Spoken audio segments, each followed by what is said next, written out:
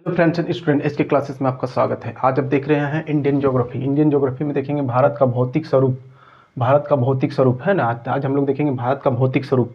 मतलब ये जो हमारा ये देखिए, इंडिया मैप दो तरह का होता है। एक पॉलिटिकल, जैसे पॉलिटिकल मैप हो गया, एक होता है फिजिकल मैप। फिजिकल मैप जैसे पॉलिटिकल मैप में ये सब देश, राज्य, इसका कौन कौन सा ये है ना, किधर राज्य है, किधर कौन सा है ना, थी आपका ये सब राजधानी सब दिखाया। लेकिन उसमें फिजिकल में जैसे पेड़ पौधा ये सब सभी दिखा देता है, पहाड़ पेड़ पौधा फिजिकल मैप में। तो उसी तरह हम लोग इसको ही देखेंगे भारत का भौतिक स्वरूप में। भौतिक रचना के स्वरूप के अनुसार भारत को 5 भागों में विभाजित किया गया। कितना भागों में? 5 भागों में विभाजित किया है।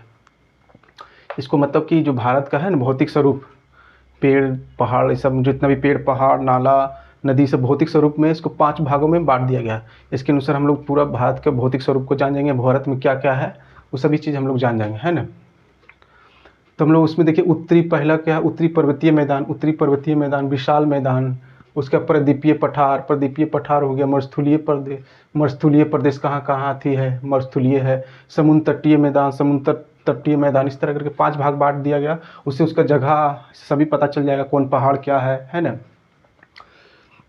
तो सबसे पहले हम लोग देखेंगे आज क्या, उत्तरी पर्वतीय मैदान। क्या देखेंगे? उत्तरी पर्वतीय मैदान बहुत इंपॉर्टेंट है। उत्तरी पर्वतीय मैदान है ना, ध्यानपूर्वक देखिएगा, है ना। उत्तरी पर्वतीय मैदान में सबसे हिमालय। हिमालय का नाम आप बहुत सुनेंगे, हिमालय पर्वत।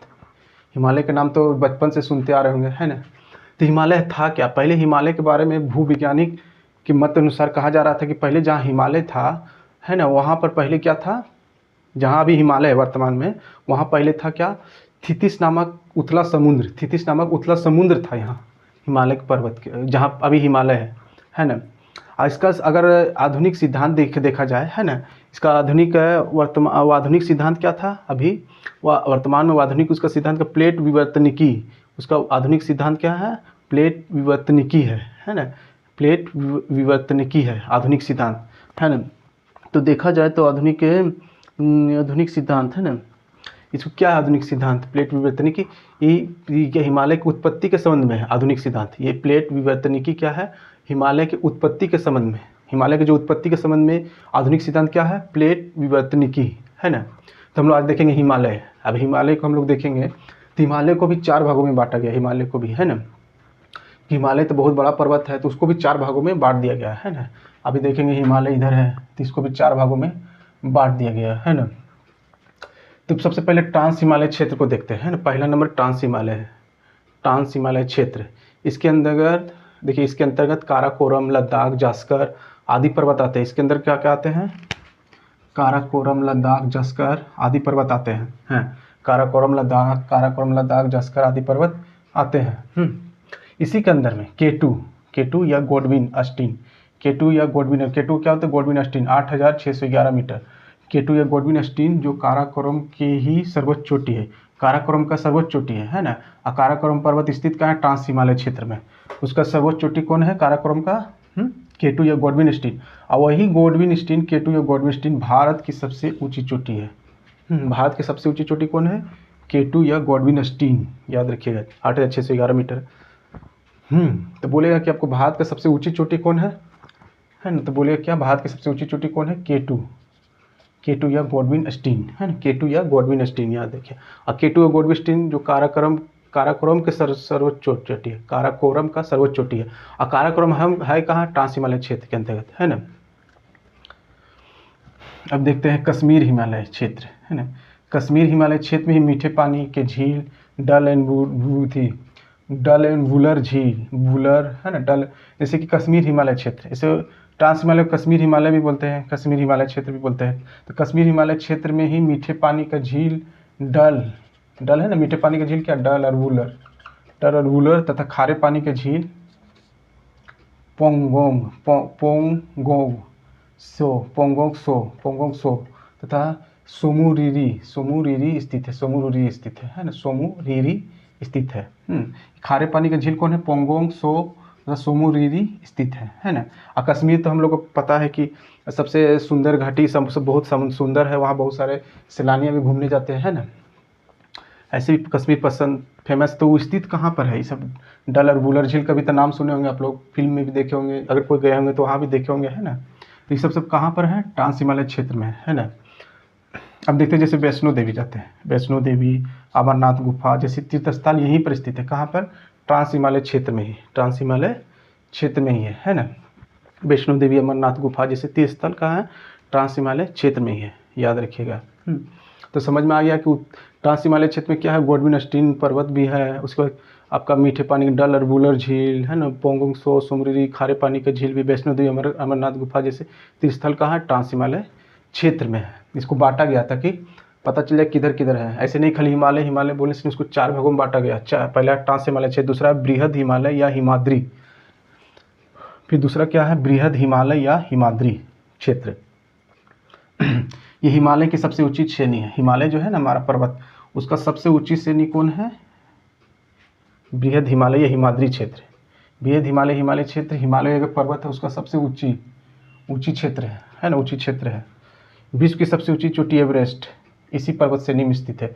विश्व की सबसे ऊंची चोटी कौन है? एवरेस्ट है ना, जो नेपाल में स्थित है, नेपाल में। लेकिन पर्वत कौन सा है? यही बृहद हिमालय या हिमाद्री, बृहद हिमालय क्षेत्र में ही है विश्व की सबसे ऊंची चोटी। देखिए नेपाल है ना, नेपाल, यहीं पर बृहद हिमालय वहीं पर स्थित है। का कौन है?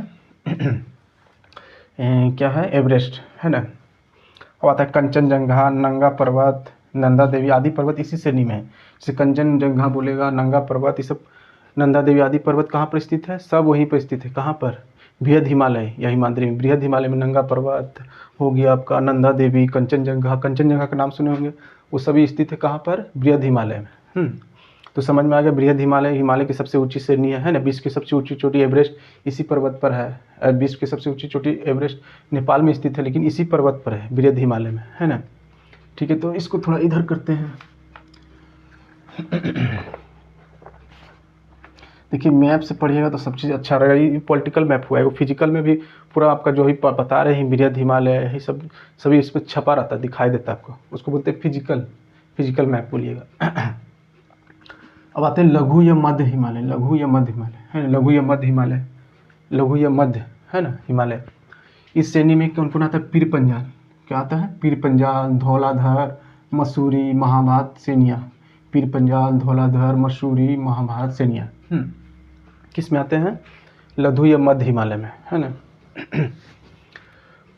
तो देखिए बृहद और लघु हिमालय के बीच कश्मीर घाटी, बृहद और लघु हिमालय के बीच कश्मीर घाटी, कुल्लू एवं कांगड़ा की घाटियाँ मिलती है। बृहद और लघु हिमालय, जैसे बृहद अभी बताया ना, उसका लघु हिमालय, बृहद और लघु हिमालय के बीच में क्या है? कश्मीर घाटी, कुल्लू एवं कांगड़ा की घाटी मिलती है, कुल्लू एवं कांगड़ा की घाटी मिलती है। यहाँ अल्पाइन चरगाह है, यहाँ अल्पाइन चरगाह है जिन्हें कश्मीर घाटी में मर्ग, कश्मीर घाटी में क्या कहते हैं? मर्ग। उत्तराखंड में बुग्याल या प्यार कहा जाता है।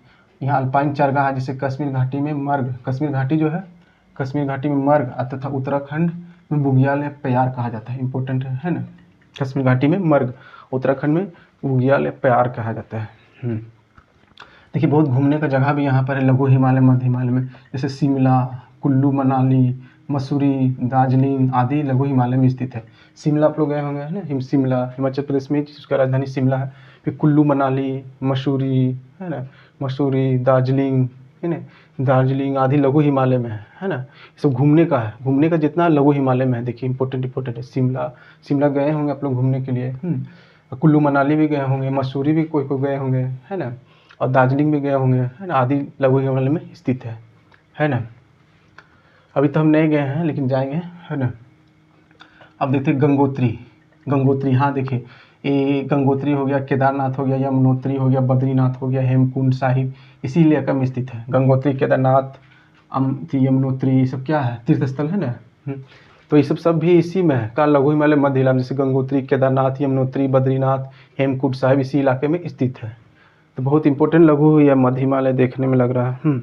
फूलों की घाटी इसी हिमालय में स्थित है। फूलों की घाटी बहुत इंपॉर्टेंट है ना, इसी हिमालय में स्थित है। किसमें? लघु या मध्य हिमालय में, है ना। तो कहा जाए कि लघु या मध्य हिमालय में तो बहुत इंपॉर्टेंट जगह है, घूमने का जगह बहुत है। देख रहे शिमला, कुल्लू मनाली, मसूरी, दार्जिलिंग आदि, है ना।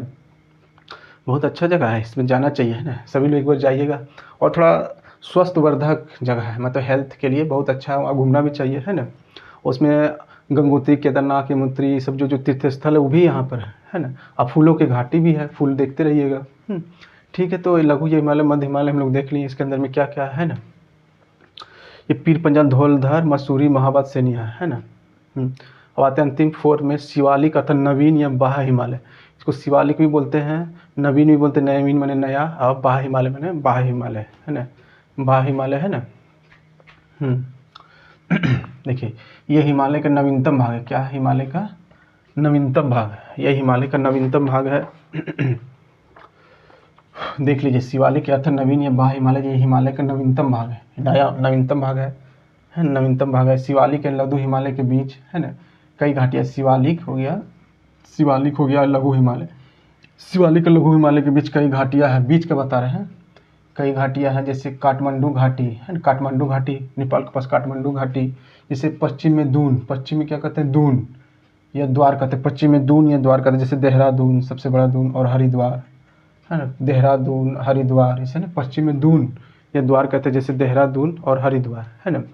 शिवालिक और लघु हिमालय के बीच में, शिवालिक ये लघु हिमालय के बीच में, जैसे देखिए उत्तराखंड में देहरादून है ना, और क्या हरिद्वार, ये सब कहाँ? उत्तराखंड में है। तो वही सब कहाँ पर आ जाता है? शिवालिक के नवीन पर्वत, बाह्य हिमालय। ये घाटियाँ कहाँ हैं? इस काठमांडू घाटी, जैसे पश्चिम में दून या द्वार कहते हैं, जैसे देहरादून और हरिद्वार, ये कहाँ पर है? शिवालिक लघु हिमालय के बीच में, है ना। शिवालिक के निचले भाग को तराई कहते हैं, शिवालिक के निचले भाग को तराई कहते हैं, है ना। तो देख लीजिए, शिवालिक को नवीन पर्वत भी कहते हैं, नवीन हिमालय भी कह सकते हैं, बाह्य हिमालय भी कह सकते हैं।